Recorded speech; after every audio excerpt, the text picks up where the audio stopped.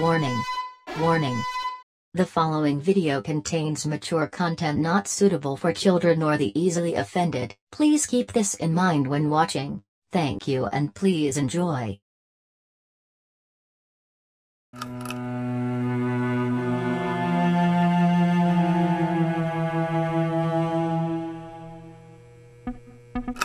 Othercide is a roguelike turn-based strategy game developed by Lightbulb Crew and published by Focus Home Interactive. The only other game from Lightbulb Crew that I could find was Game of Glory, which is a MOBA that I've never heard of before, so we're moving on. First teased on the 21st of February 2020 in a reveal trailer, the game piqued many gamers' interest. On the 27th of July, it was released to generally favourable reviews from critics and players. So, what the frick is Othercide?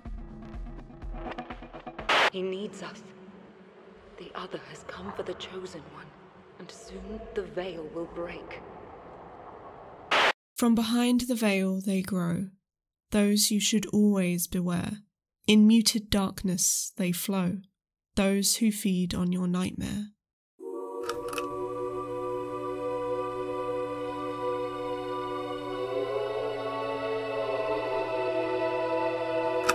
Our story begins with a strange voice and even stranger visuals. Something about suffering and reality fraying and whatnot. Were you even paying attention to anything during the intro? Well, I'm sorry, but it's all extremely vague and everything has names like the mother, the child, the city, the plague. It's not exactly informative. After going through a tutorial fight, the mother is killed by the child, but not really, and now time loops in on itself, I think, and we have to create daughters to fight off the other and save the child, maybe, and there's this giant heart, and I don't know what's going on anymore. Honestly, sitting down to write about this story is extremely difficult, as it's the weakest aspect of this game. They focus so much on keeping the player in the dark, which has hurt the experience overall. There's vague storytelling, then there's giving a bunch of words and poetry to the player and expecting them to work out what on earth is going on. Do you think it would have been better with a more in-your-face story? Potentially. The biggest problem I found was that the world building is almost non-existent. Dark Souls' story works because its world tells the story. There isn't a need for an in-your-face storyline, but the world of Othercide is just some locations as far as the player is concerned. This would have been okay, but the characters aren't that fleshed out either. The child probably has some of the most interesting aspects, but you only get little bits and pieces of his backstory. The mother's story is a bunch of random memories that don't really help solidify her character at all. And since the daughters are constantly being created like they're on some weird factory line, they don't have any story or personality, especially since most of them probably will end up dead by the end of it. I will give credit that there is some fear of the unknown vibes going on, but it's not enough to make me really invested in the story. The theme of suffering and trying to overcome it is very front and center, but more so in the gameplay and the music. If you're looking to grab Othercide, just don't come in expecting some epic tale. You'll just be disappointed and probably very confused.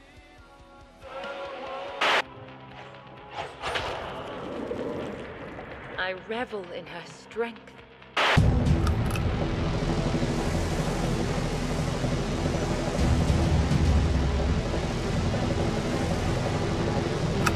Othercide's gameplay is simple on the surface, but complex once you really get into the thick of it. It's also incredibly difficult sometimes. It's almost like the Dark Souls, Don't you dare. Anyway, the game is a roguelike, so instead of a continuous story, the game is broken up into runs. Sorry, errors. Now, if you're going to fight some nightmare apparitions and plague doctors, you're going to need some daughters. Using Vitae, you can germinate a daughter and pick one of 3 classes for her, which we'll cover in more detail a little later. Once you have your daughters, you can choose to do a mission. Synapse, and begin combat. The synapses have different criteria to complete. Hunt asks you to kill all enemies on the map. Survival has you try and protect your daughters until an escape point appears. Rescue requires you to escort a bright soul to an escape point on the map, and Ritual has you kill a lost soul before it kills you. Hunt is definitely my favorite mode. It's where the game's strategy and systems really flourish. Survival Survival can be incredibly easy or downright unfair. Rescue is in a similar boat but has a really good reward for success, and Ritual is okay, I guess. Now the battle system is turn-based and uses an initiative order, with moving and taking actions using up AP. Certain skills use a percentage of HP instead, and these are usually reaction skills or buffs. Each class has unique abilities and are suited to fighting different enemies or providing support. Let's do a quick breakdown of them. Blade Master. The Blade Master is your high damage and speedy fighter who is more fragile than the others. She's amazing at taking out groups of weaker enemies by herself and getting in and out of trouble. Unfortunately, she's susceptible to being targeted and punished for bad placement, making her the glass cannon of your squad. My favorite ability is Immovable Stance, where she attacks any enemy that moves within her radius, perfect for dealing with a horde of scavengers.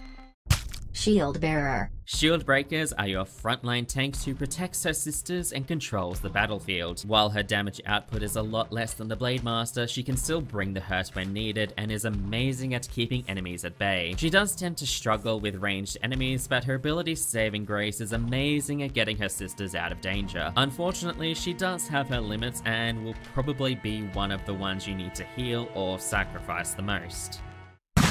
Soul Slinger. Soul Slingers are your ranged attackers who have a good array of supportive skills. Positioning is vital for her, and keeping out of range of most enemies will help her in the long run. While she deals average damage, she makes up for it with Interrupting Shot, attacking an enemy who is attacking one of her sisters, and Shadow Round, which lets her make an attack after one of her sisters deals damage, making her incredible at racking up the pain. She can find herself in tight situations with only limited options to escape, so ensure she keeps her distance to not get overwhelmed. While you can have a team of just one class, it's probably best to have a mix to cover the weaknesses each class has. Enemies are ruthless, and each of them have specific ways of attacking which you can look up in the codex. Positioning is key, as being able to flank or backstab foes can make the difference between killing an enemy or just tickling them. But of course, the creatures can also flank and overwhelm you, which is a bad time. If you use more than 50 AP on your turn, you go into Burst, which lets you make more actions on your turn but pushes you far back in the initiative order. Enemies tend to come in waves, and knowing where they'll spawn can help you position your daughters for the next onslaught. Daughters earn experience from fighting and can level up. At certain levels they acquire new skills, and you'll get a choice of 2 each time. My advice is to not get any that are a reaction to getting a buff in the early game, as no class learns a buff that early to actually make use of the skill. Yeah, it's a really weird oversight to have skills that flat out can't be used properly in the beginning. You can also spend Vitae to attach memories to skills which offer different benefits. Another thing that your daughters can gain are traits. Traits basically give your daughters specific boons and banes depending on what happens to them as you play. Getting a lot of kills against the Plague Doctors, now she does more damage to these types of enemies. Avoided getting hit for a long period of time, she's now arrogant and gains less experience but does more critical damage. It's an interesting system and there are a lot of traits. Just be ready for all your daughters to have arrogant, because avoiding getting hit is probably best in the long run. Now death and failure is extremely common in Othercide, so be prepared to grind, die, repeat. Healing a daughter is really complicated, as you need to sacrifice another daughter of equal or higher level to heal another, so your favorite child who is 3 levels higher than the rest is going to have a rough time. When a daughter dies, you can resurrect them with special tokens, so you can still have your high level fighters. Although I do worry that Harmony has seen some shit in her many trips to the afterlife. If you manage to make it to the end of an era, you'll have to fight against a boss, which will usually murder you in one turn, and then it's back to the start. Boss fights are tough challenges and have a lot of gimmicks you'll need to work around. Whenever all of your daughters die, or you choose to start a recollection over, you can activate remembrances, which give you helpful benefits such as resurrecting a daughter at the start, skipping an era, and starting your daughters at higher levels. This does help mitigate some of the grinding from repeated playthroughs, but it can take a few runs to feel like you're getting anywhere close to powerful enough to progress further. There are a few other smaller aspects of the gameplay, but this section is already running long, so if you do jump into the game, it does a great job at explaining and tutorializing everything. While grindy at times, the gameplay is the best part and can be stupidly satisfying to outthink a tough fight with proper strategy. My voice destroyed a city. It's not enough.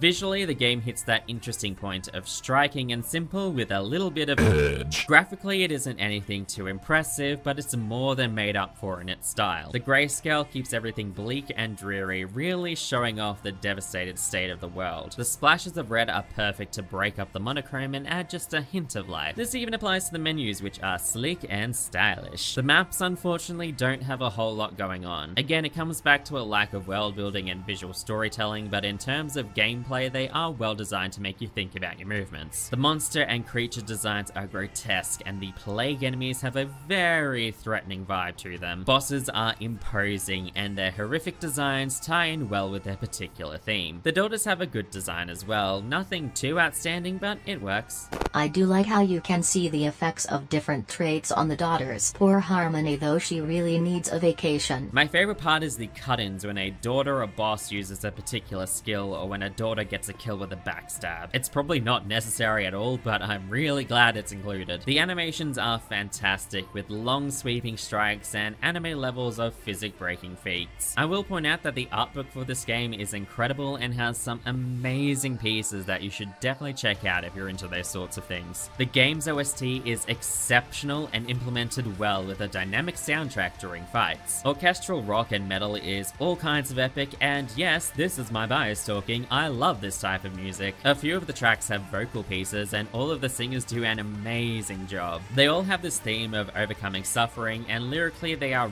really well written. Admit it, they make you feel like you're a teen again listening to Evanescence on your iPod. Okay, just because you're right doesn't mean you have to call me out like that. Some pieces are straight orchestra and can be much more somber, while others are this blend of electronica and straight up creepy, and I love it. This is one of my favorite soundtracks of the year. There is voice acting in the game, and the performances are all pretty good, sometimes falling into the melodramatic. Unfortunately, lines are repeated ad nauseum, like when a certain enemy pops up, or the boss's two lines they continue to repeat when you murder their goons. This also flows into a really bad technical issue where the lines will overlap each other all the time, and yes, it's really off-putting and really needs to be patched. Suffering has lost the link. We will slow suffering's progress. For now. So while I think the style and music are exceptional, its technical shortcomings really hold it back. The other could shred the veil and devour our world. Will you stay with me until the end?